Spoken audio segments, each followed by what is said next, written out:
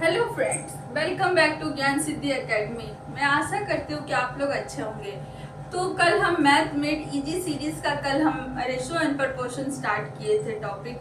तो कल मैं आपको रेशो एंड प्रपोर्शंस के बारे में बताई थी, वो होते क्या है, और साथ में सिंपल रेशो और कंपाउंड रेशो के बारे में बताई थी। तो आज हम देखेंगे कि रेशोज के स्पेशल टाइप के बारे में आज हम पढ़ेंगे। तो फर्स्ट है डुप्लीकेट रेशो। क्या है? Duplicate ratio. इसको क्या बोलते हैं हिंदी में? द्विगुण। क्या बोलते हैं? द्विगुण अनुपात। ठीक है। तो डुप्लीकेट रेशो क्या होता है? जब किसी रेशोज के दोनों नंबर को हम स्क्वायर कर देते हैं, उसे ही हम डुप्लीकेट रेशो या द्विगुण अनुपात कहते हैं। तो लिखिए, जब किसी रेशो के दोनों नंबर्स का हम स्क्वायर कर देते हैं। क्या कर देते हैं? स्क्वायर कर देते हैं। ठीक है। तो एक एग्जांपल ले लेते हैं। जैसे 2:3 दिया है। अगर आपसे पूछा जाए एग्जाम में कि डुप्लीकेट रेशो इसका क्या होगा या द्विगुण अनुपात क्या होगा, तो आप क्या कीजिएगा? इसका रेशो कर दीजिएगा, इसका स्क्वायर कर दीजिएगा। तो क्या आएगा? 4:9। ओके। और उसके बाद है सब डुप्लीकेट रेशो। दूसरा क्या है? सब डुप्लीकेट रेशो। ठीक है। सब डुप्लीकेट रेशो। इसमें हम डुप्लीकेट रेशो में हम क्या करते थे? स्क्वायर कर देते थे। सब डुप्लीकेट रेशो में हम क्या करते हैं? स्क्वायर रूट ले लेते हैं, जिसको हिंदी में बोलते हैं अर्ध दोगुण। क्या बोलते हैं? अर्ध दोगुण। तो इसमें क्या करते हैं? जब किसी रेशोस के दोनों नंबर को, जब किसी रेशो के दोनों नंबर को हम स्क्वायर रूट लेते हैं। ओके। तो आप एक एग्जांपल ले लेते हैं। इसका हम यही ले लेते हैं, 4:9 ले लेते हैं। इसका अगर आपको एग्जाम में पूछा जाए सब डुप्लीकेट रेशो या अर्ध द्विगुण क्या होगा, तो क्या करेंगे? इसको रूट में डाल देंगे और हमारा क्या आएगा? 2:3। ओके। आप लोग स्क्रीनशॉट ले लीजिए। थर्ड है हमारा ट्रिप्लीकेट रेशो।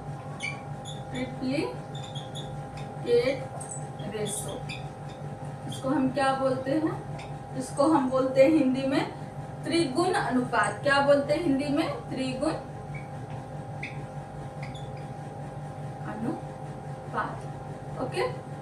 तो ट्रिप्लीकेट रेशो क्या होता है? जब हम रेशोस के दोनों नंबर का हम क्यूब कर देते हैं।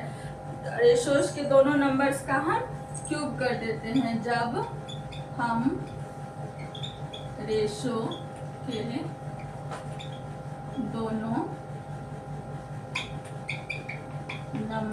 दोनों संख्याओं का क्यूब कर देते हैं। ठीक है। तो एग्जाम्पल से इसको समझते हैं। 2:3 है। अगर आपसे पूछा जाए एग्जाम में ट्रिप्लीकेट रेशो इसका क्या होगा, तो हम क्या करेंगे? इन दोनों का क्यूब करते हैं। 8:27। ओके। अब फोर्थ नंबर है सब ट्रिप्लीकेट रेशो। क्या होगा? सब ट्रिप्लीकेट रेशो। ठीक है। इसको बोलते हैं अर्ध त्रिगुण अनुपात। क्या बोलते हैं? अर्ध त्रिगुण अनुपात। ठीक है। तो जब किसी रेशोस के दोनों नंबर का हम क्यूब रूट निकाल देते हैं, तो लिखिए, जब किसी रेशो या अनुपात के दोनों नंबर्स का हम क्यूब रूट्स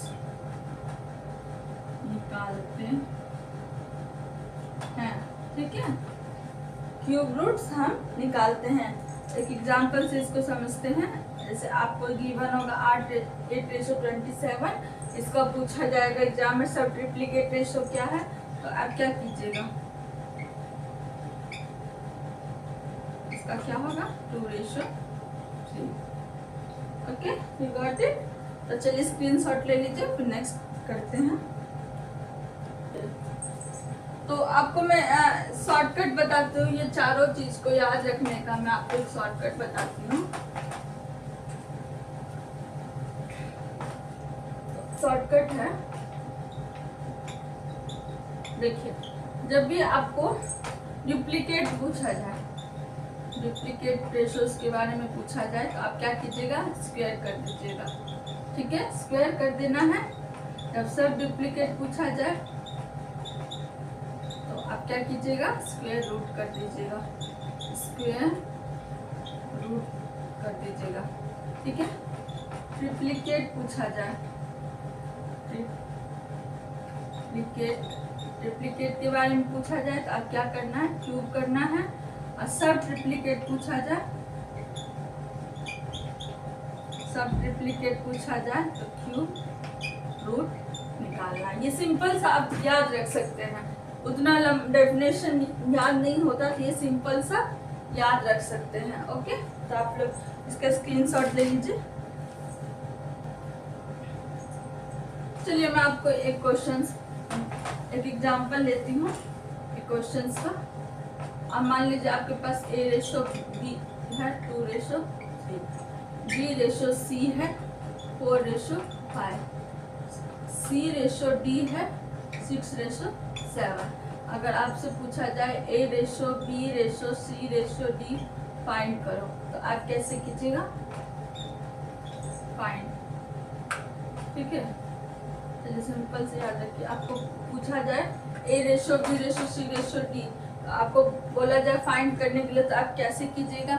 इसका बहुत सारा शॉर्ट ट्रिक बताता है, पर हर क्वेश्चंस में वो शॉर्ट ट्रिक काम नहीं आता है, तो इसलिए आप इसका कॉन्सेप्ट समझिए। ठीक है, तो चलिए हम एक क्वेश्चंस लेते हैं। A:B 2:3 है, B:3 4:5 है, C:D 6:7 है। अगर आपसे पूछा जाए A:B:C:D हमारा क्या होगा, तो हम कैसे करेंगे। तो देखिए, बहुत सारा ना शॉर्टकट ट्रिक बताया जाता है, पर वो शॉर्टकट ट्रिक हर क्वेश्चंस में आपके लिए काम नहीं आता है। तो मैं आपको एक कॉन्सेप्ट समझाती हूँ।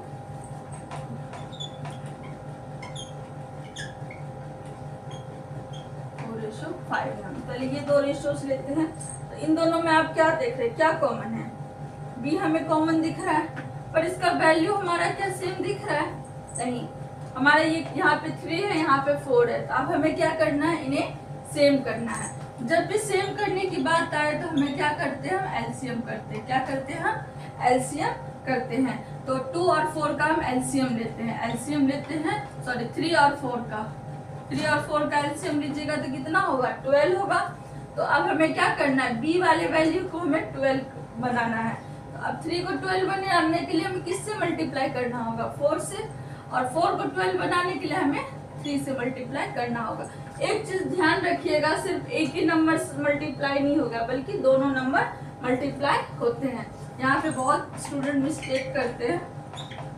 तो 4 को 2 से कीजिएगा तो कितना होगा, 8, और बी क्या बन जाएगा हमारा 12 दोनों जगह से, और सी हमारा क्या होगा 5 3 जा 15। ओके, तो फर्स्ट स्टेप हमारा क्लियर हो गया। अब हम ये लेते हैं, C:D लेते हैं। अगेन इसमें C, दोनों में C कॉमन है, बट C का वैल्यू यहाँ 15 है और यहाँ 6 है।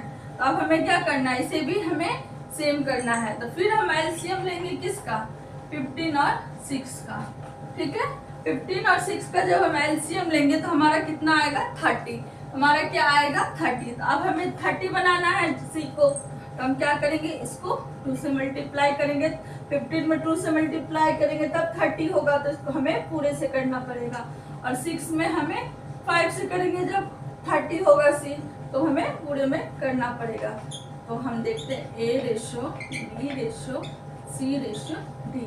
ठीक है, तो A का वैल्यू होगा हमारा 16, B का होगा 24, C का होगा हमारा 30 और D का हमारे यहाँ से निकल जाएगा 35। ओके, तो ये हमारा आंसर निकल गया। इसी टाइप का क्वेश्चंस और इससे भी थोड़ा सा level easy to high questions हम कल करेंगे। आई होप आपको कुछ समझ में आ गया होगा। अगर कोई भी प्रॉब्लम हो तो आप मुझे कमेंट कीजिएगा। Thank you.